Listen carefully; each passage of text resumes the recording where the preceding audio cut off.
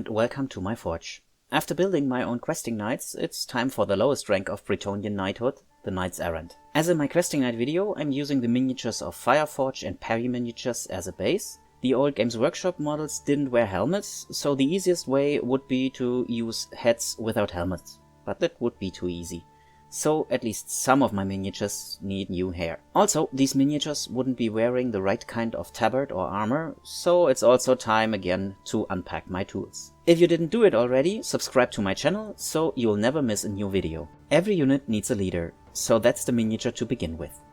The body is from Fireforge and the legs are from Perry miniatures.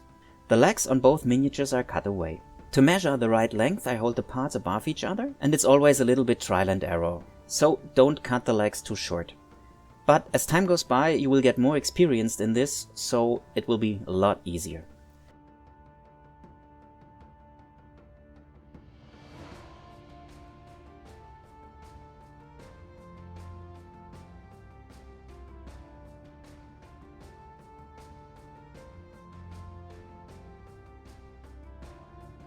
After legs and body are glued together, it's time for the new head.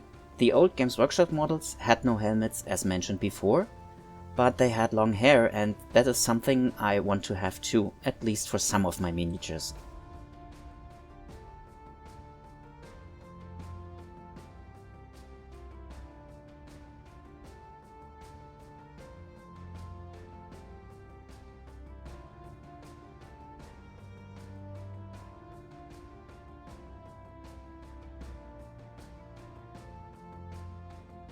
When I started the project, I assumed sculpting hair would be very difficult, but after some trial and error, it proved to be much easier than I thought.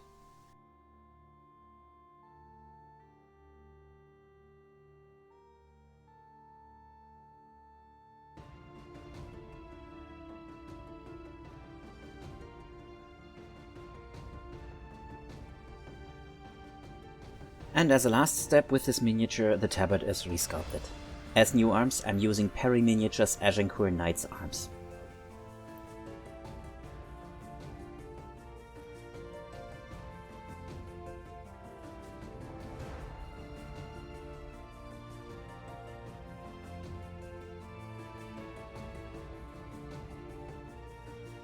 Sending knights into battle without trumpets is a no-go, so a musician is needed and a little bit of Hollywood too. The conversion for the legs is the same as for the leader.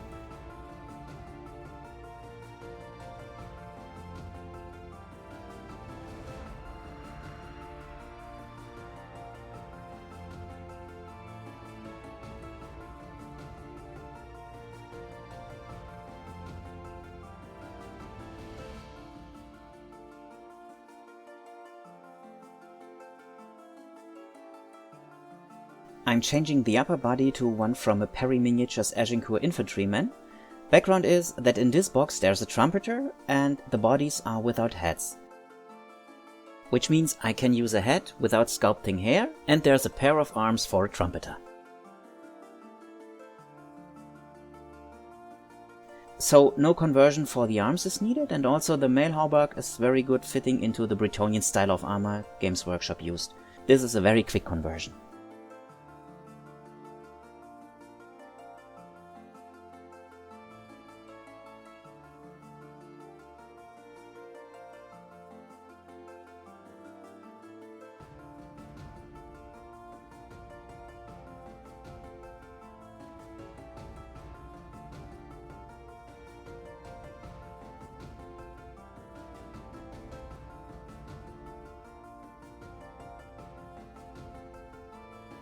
The last model for the command group is the standard bearer.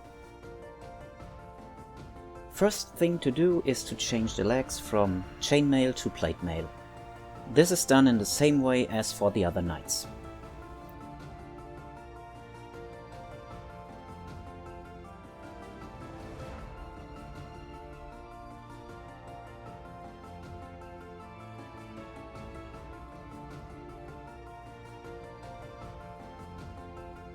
As before, a Fireforge model gets a new head and new arms. The head is from Victrix, and it also gets new hair as before.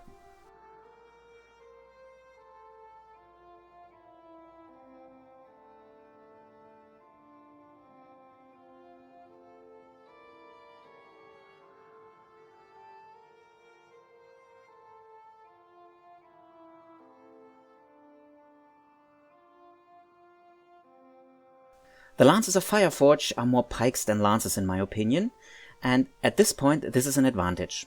The lance is cut away from the arm, a little bit shortened and glued into place. I still have enough heads from my Games Workshop Bretonnians, so one of them will sacrifice his crest to be used as the top of the standard. Before someone starts complaining about cutting off the crest, I found it in my bits box and didn't have to cut one from the old miniatures, so everything's fine.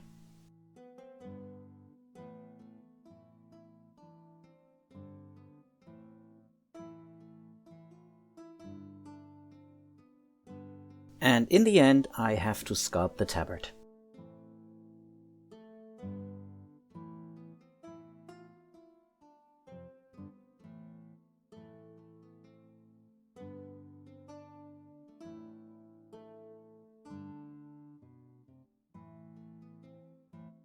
The first standard knight is a quite simple conversion.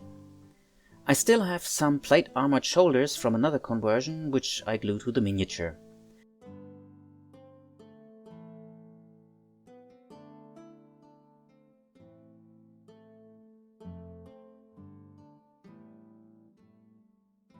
The knight will be armed with a lance, and I'm using parts of Fireforge.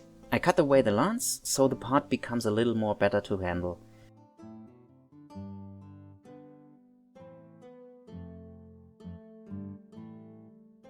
Then the arm is fitted to the shoulder. I hold the arm close to the shoulder and then cut it off accordingly. You could use brass wire to connect shoulder and arm, but there's enough surface for the glue to weld the parts together, so it isn't necessary.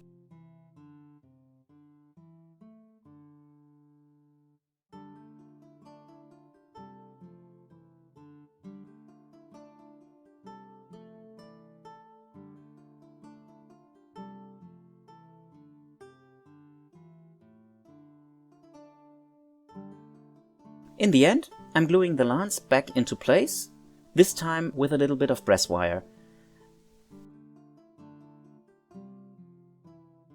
The head I'm using is a Celtic warrior from Warlord Games. It was glued to the body before I started the project.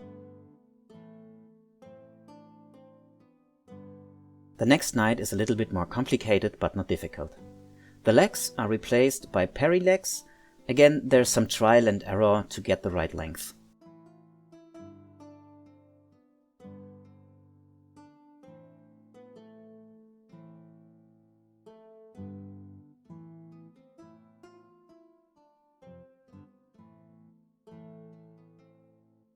Then I cut the miniature into two parts and replaced the upper body also by a new one from mounted Agincourt Knights box from Paris.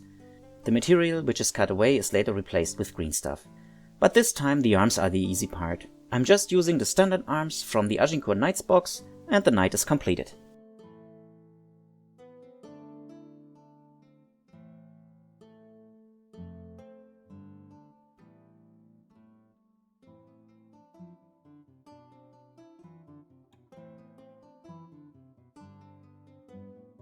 For this knight I'm trying something new.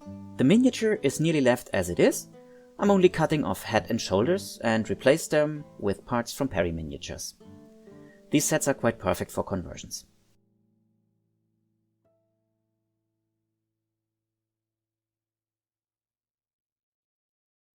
Then an infantryman who has an uncovered hauberk or hauberk, I hope I'm pronouncing it right, that's the chainmail attached to the bassinet, is cut into two parts. Something to be aware of is that the shoulders don't stick out too much on the right or on the left, or the arms would look quite awkwardly when attached.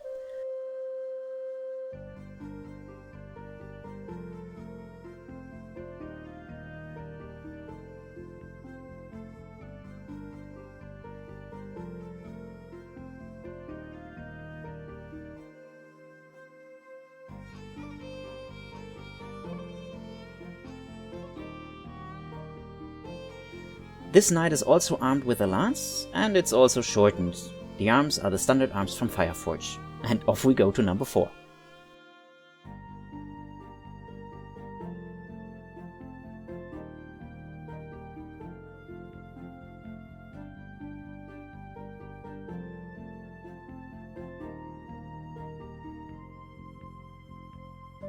As most of the time I'm changing the legs. You have seen this quite often, so I won't show it. As you also can see, I tried something similar to the last night. However, that didn't work as I was hoping for, and also my attempt to rescue the miniature didn't prevail.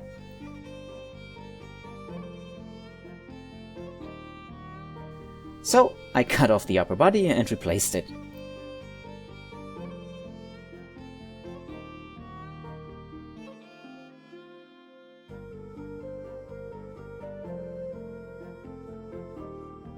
This knight isn't wearing his helmet. A new head is taken from one of the Warlord Games Wehrmacht plastic sets. When Games Workshop changed the questing knights to miniatures with two-handed swords, there was one with a similar haircut, so I think this is fine. In contrast to the third knight, I'm using a miniature with a metal gorget and plate armored shoulders. There's a simple reason for this. The new head is integrated in the gorget, which is more easy to resculpt than chainmail.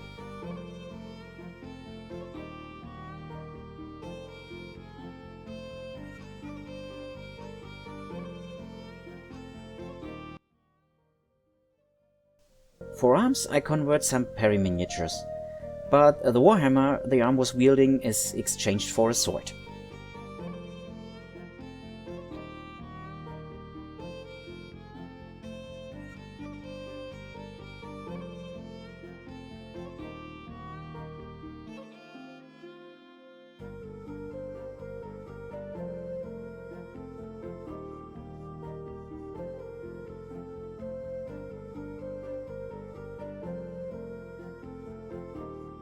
Now it's going to be very easy, not to say lazy.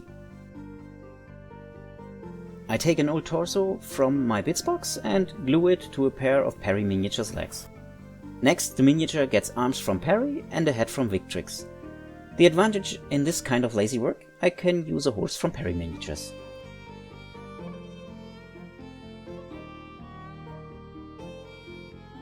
As last part, the hair is sculpted, which is quite fun now after some experience.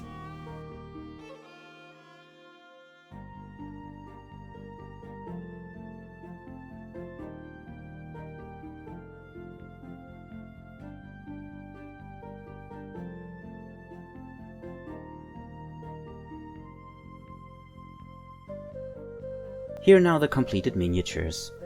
They can become the core of a larger unit, or they can be used as one point of warriors for Saga. If you enjoyed the video and want to support my work, please like, share and subscribe, or leave a comment below. See you soon in my forge.